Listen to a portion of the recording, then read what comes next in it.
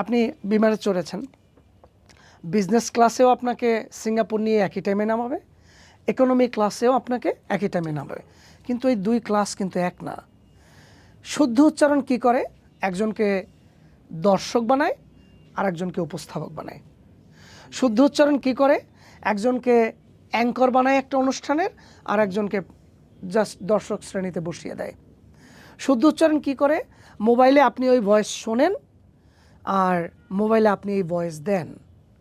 শুদ্ধ উচ্চারণ কি করে? আপনি ইংলিশ নিউজ শোনেন আর অসাধারণ উচ্চারণ আপনি ইংলিশ নিউজ পড়েন।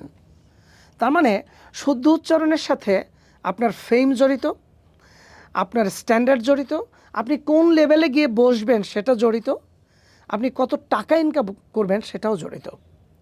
কারণ আপনি এরকম একটা 5 সেকেন্ডের ভয়েস দিয়ে আপনাকে 20 থেকে 30,000 টাকা দিয়ে দেবে, আর এটা এক মাসের আর একজনের ইনকাম।